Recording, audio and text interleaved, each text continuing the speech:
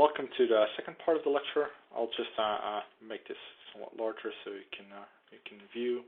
I'll put it full screen, and then we can kick off. So we just looked at histograms, and we discussed what was good and bad about the histograms I've shown you. And now it's time to move on to violin plots. So violin plots, especially with box plots, they approach the data in a different way, and there can be quite a useful overview. So last week we made the box plots, but we also want to have some type of information of the overall distribution, which is why we have violin plots, which show some part of the density. So hopefully that will become clearer as we move along. But for now, you should know that they're an upgraded box plot, so to speak. So how do we do this? So first, we want to now combine the data into a single data frame because we want to compare the data from Delta Airlines and JetBlue. We use the rbind.data frame command. And again, in case you have forgotten, it's important to load the dplyr either via library or require. So what we then do is we also wanted to have some type of recode. So we just want to make sure that the codes are put in full. So that's because currently JetBlue is B6 and DL is Delta Airlines, and that will help us make the labels later because then it will just use those labels. Now we actually will make the plot, so we use violin plots. We assign that it's a GG plot. We tell it which data to use. We again tell the aesthetics as we did with the histogram. We have X, carrier, Y, depth delay, and then plus geom, violin, plus geom box plot. So the second part will do the box plot, and this will specify the width of the box plot, and you can tinker with this as you go along. So this is sort of what it should look like after you've run this.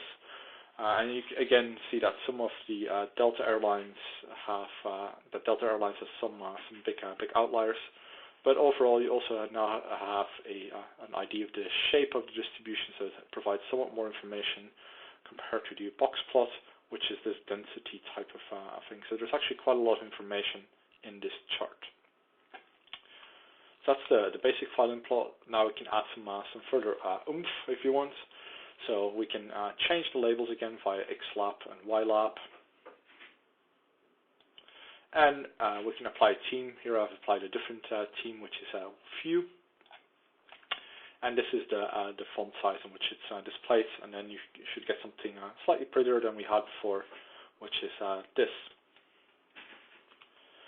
So can you describe the graph? So take a moment to think about what the key points are this graph conveys. And have a think, and what you should come up with likely is that there's some more outliers with Delta Airlines than there are with JetBlue, and also there's some differences in the distribution which you can tell from the densities. Now we can also think about changing the order. So we wanted to perhaps have the order slightly different. We wanted JetBlue on the left for the x-axis compared to Delta Airlines. So often we might want to reorder our axes or the information on our axes. By default, it will be ordered alphabetically or by order of magnitude, and that's not always what we want. So how would we go about this? We would use recode. Remember the Haven package is the package you use to load SPSS data. And in this case, I've chosen to make a new variable called carrier rec, and this will be a recode of our previous variable. I assigned to it that it should use as factor and then violin plot data carrier, so that we have a factor variable now pointing to carrier underscore rec. Now we want to have ordered levels, and we want to have JetBlue first, so that's why we make something called ordered levels. And you notice the C here, so this is a vector, and so JetBlue, Delta Airlines. Now we can then use the mutate command to reorder our factor. So you should be able to recall what mutate does. And in this case, we have carrier rec, which is the target variable, and we have factor. So we again remind R that we're interested in getting a factor out of this. carrier rec, and then we tell it that the levels are the levels we specified, which is ordered levels. The next bit is just making the violin plot as we did before. I've chosen to call it violin plot 2. And what we now do is we use carrier rec, and all the other commands are the same.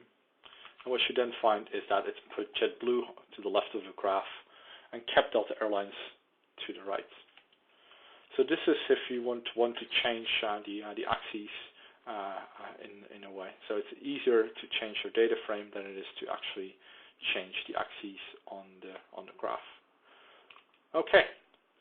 So now what we actually wanted to do is we wanted to see if there's some differences, and how would we do that? One of the things you should remember from your undergraduate level courses are t-tests. And we want to find out if there are more delays with Delta than with JetBlue, and to this end we'll run an independent samples t-test, which you should also remember from SPSS. So the command for doing that is t.test, and it's, if I'm not mistaken, it's part of base R, so you don't need to call any type of specific package. So it will always be there. Dep delays are dependent, and carrier is our independent. And we have to tell the data frame, we have to point to the data frame we're using, which we do here, which is data is violin plot data. And so what you can see here is that it will then print some outputs. It will print the means for the Delta Airlines group and for the JetBlue group here. And it has the standard information which you would also get from SPSS, which is your t-test, the degrees of freedom, and the p-value. Now this is a Welsh t-test, and it corrects for the assumption of homogeneity variances. So to break it down, so we have a dependent variable tilde independent variable structure for the t-test. This test by default applies Welsh correction, and this corrects for the assumption of equality of variances. So if you go back to SPSS, you'll remember that there will be two t-tests printed there, one for equality of variances assumed and one for them not assumed. But actually the default should always be that you use this type of test, which is Welsh correction. And I've put in some sources where you can check why I believe this is the case and why many other people believe this is the case, and why you should therefore always pick the Welsh correction for your t-tests. Now, if we were going to report this in our report, we also need a standard deviation, and as you recall, this is how you get standard deviations from the first class. And I've just printed them here, and you can see also that the standard deviation is substantially larger for Delta than it is for JetBlue. Perhaps also again pointing to some of the outlier issues. Now, if you were to write up these results, this is how you would do it. And so you would basically write an independent samples t-test was used to compare the delays in departure between Delta Airlines and JetBlue in minutes. So yeah, perhaps delays in minutes should be phrased slightly different. So compare the delays in minutes in departure between Delta Airlines and JetBlue is perhaps slightly nicer, but you get the gist. There was no significant difference between Delta Airlines, and then you would report the mean and standard deviation, and JetBlue, mean and standard deviation in average departure delay time. And then you have the T, the degrees of freedom, and so this T should be italicized. These are the degrees of freedom which you can get from the previous output, and this is the actual T value, as is the P value, which is also italicized here. So this is how you write up your independent samples t-test for your results. And as part of the assignment, you'll also be asked to write up some tests. And it's important that you pay attention to formatting and that you check that you have all the important bits of information there. So non-parametric tests are a different class of tests. They do not make the typical assumptions associated with parametric tests. So, for example, roughly normal distribution. So what we have, if you recall, is that there might be some type of extreme values. And that's perhaps why a non-parametric test is also useful in this case. So we had a clear outliers in some cases, and also we had considerable deviations perhaps from normality. So the downside of using non-parametric tests is that some information is lost. So we are no longer using the full information because we don't use the interval level, but we use the ordinal level to analyze our data. And often these tests are less powerful, and so it makes it harder to appropriately test whether effects are there, because we have less statistical power to document those effects. Now, how would we go about doing this?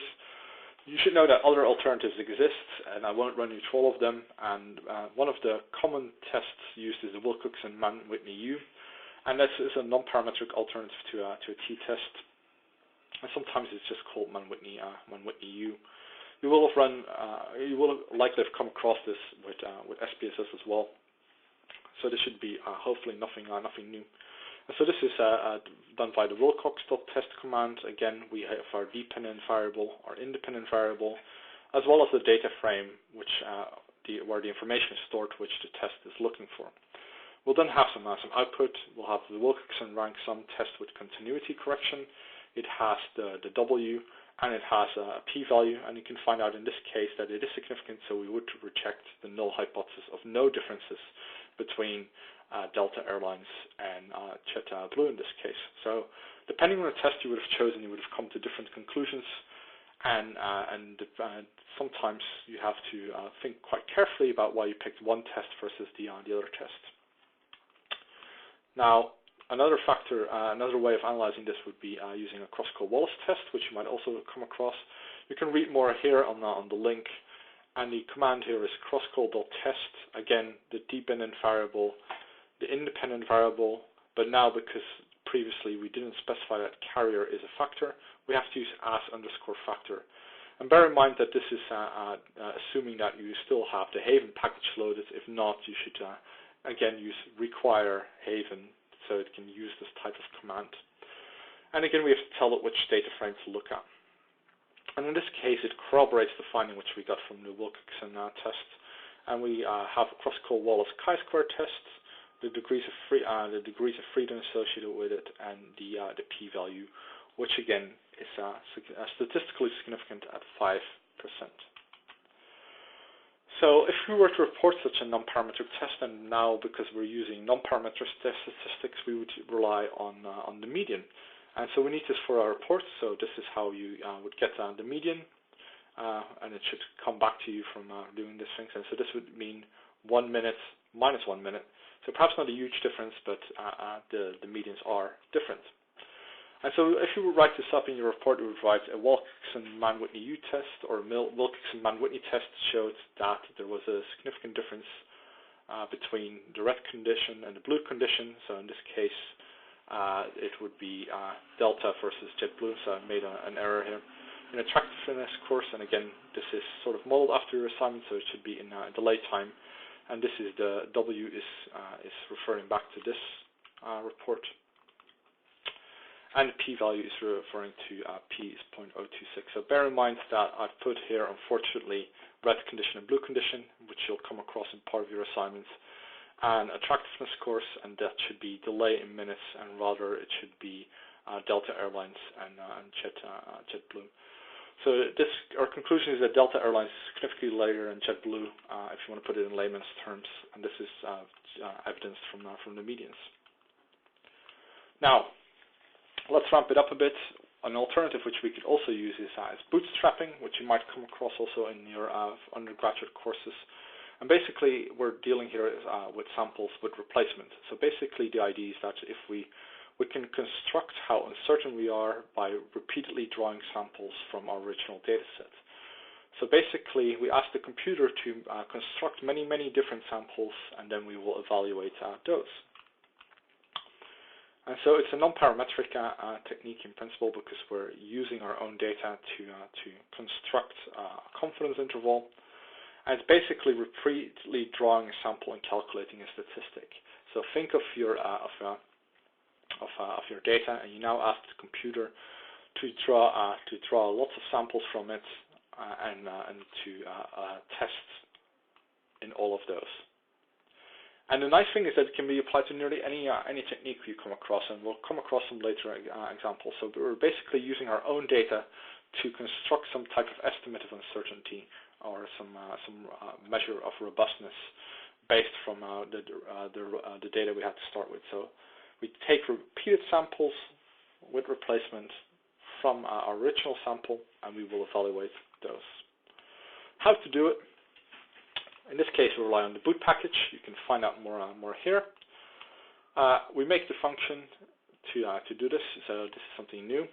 And we need 2 arguments for our function. We need to have data and indices, and we will then feed our data to the function, which will then calculate for us. So this is the code. So again, we need to call a package, and we use library boot. And this now is a function. So we specify its function via this, and we call its function, in this case, p-value, and it will require data and indices. Indices is to keep track of how many samples we want. Then it's important that you pay close attention to the accolades and to the spacing. So a function is specified like function, the things it has to do in here, and then you need accolades. And the thing between the accolades are things where the function runs.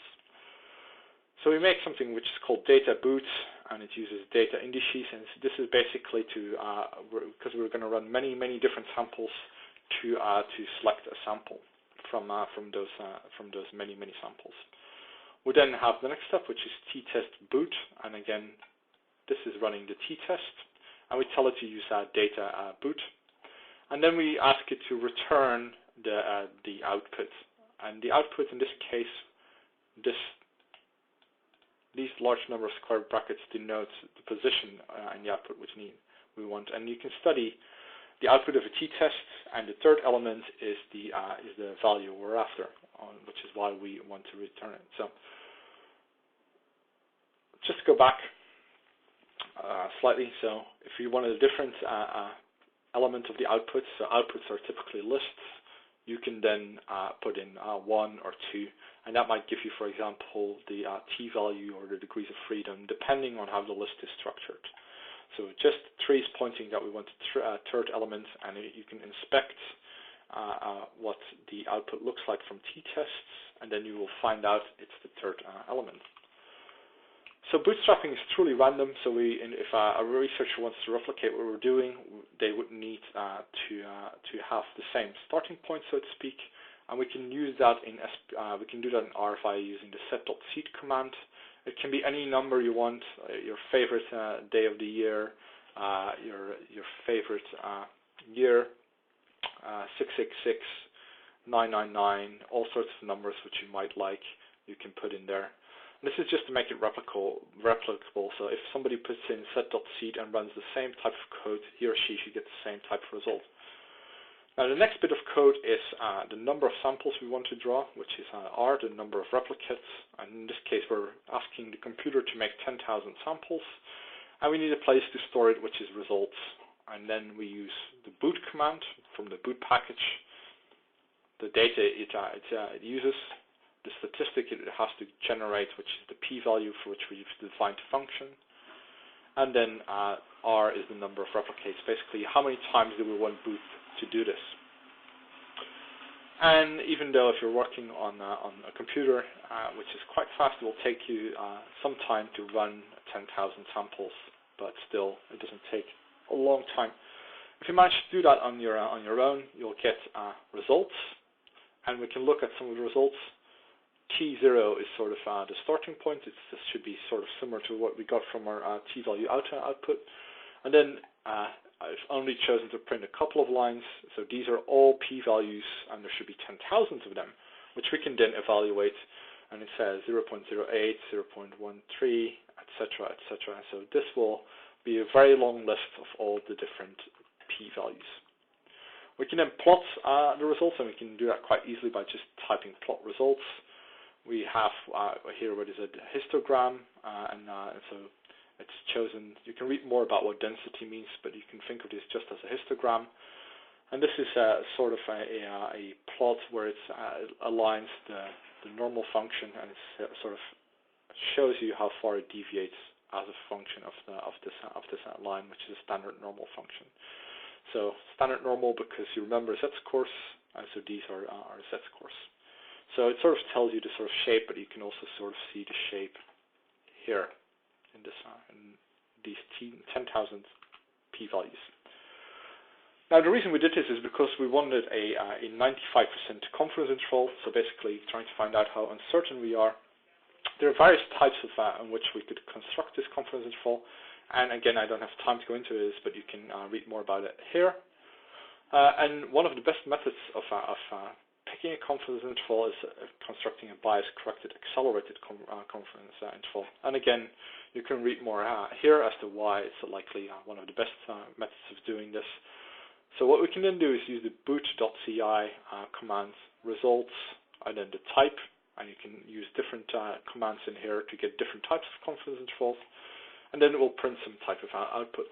So what it will then say is it's based on 10,000 bootstrap samples, and more interestingly, these are the 95% confidence intervals of P, which you can see are quite wide. So there's quite a broad range. So if something is super robust or very robust, then those will be quite narrow. Okay, and yeah, so the best type of evidence would be if we find a significant effect, and this would also be quite a narrow range, not incorporating 0.05 if we think 5% is the cutoff for significance. Okay, so this is how you would do a bootstrap, and again, we've tried to show it here for P, but in principle you can bootstrap anything. So you should try and play around with these types of commands and try to make your own little bootstrap sample.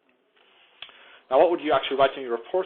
The bias-corrected accelerated interval, and the 95% bias-corrected accelerated interval using 10,000 bootstrap samples for P ranged from 0.006 to 0.858. That's what would actually end up in the report if you're doing a bootstrapping analysis. So, time to test it yourself. Do the same as shown, but now do it for delay in arrival rather than delay in departure. So, all the steps which I've just shown you, try and run them, but with a delay in arrival rather than delay in departure. And again, if you want to make life very easy, you can just try and copy and paste the code which you've got from the slides. But again, make sure that you call the packages from within the R chunks or it won't run. Now, the exercise I would like you to complete this time is to install and load the car package. Yeah, so the car package, which has the data set which we're going to use for your exercise, which is called salaries dataset. The dataset has 397 cases and 6 variables. You can have a look, so you can use View, or perhaps you want to use SkimR. I would like you to calculate the monthly salary. Note that these salaries are 9-month salaries. I want you to make a beautiful scatter plot with years since PhD on the x-axis and monthly salary and save it. So as you've seen in the example with Delta Airlines and JetBlue, I would like you to make a similar type of beautiful scatter plot. If you're up for a bonus, you could also try to make a violin plot straight away. I would like you to color the scatter plot by gender. I would like you then to make a paneled histogram with a distribution of salaries by rank and save it. So if you don't want to do the coloring, you can skip this, but we should have a paneled histogram. So 3 histograms, because if I'm not mistaken, there are 3 ranks in there with the distributions for those professorial ranks. Okay. After you've done that, make a beautiful violin plot with gender on the x-axis and monthly salary on the y-axis. Again, if you were up for a challenge, you could also test some of your further skills, such as Z-scoring or replacing missings. I'm not sure if there's any missings in the data, but using the mutate command to make new variables, this is really the time to go all out. And then I would like you to test whether men earn more than women do. Use a parametric test and bootstrap it, as you've seen before. So use that type of code to do it, and also use a non-parametric test to examine whether it holds up. And report it as you would do in an academic paper, and perhaps reflect a little bit about why this would be a good or bad testing approach. And if you want, you can also calculate the mode of monthly income for each gender, and you can calculate the parametric 95% confidence interval of the mean of monthly income for each gender. So this is the reason I put in this bonus is it ties back to the things you learned from the first time in class, and so if you want to practice those again, those are the type of things you would do. Okay, I think that's the end. So here's some references and further reading. Again, there's lots of beautiful resources which I've posted in the reading list as well as online, and where you can find additional information. Again, I would like to point you to Data Camp, and I would also like to point you to the R for Data Science book, as well as some of the other resources listed here. And I need to acknowledge Gert Stolf for providing code for the ggplot2 section of this lecture. So that's it. See you all next week, and good luck making beautiful graphs.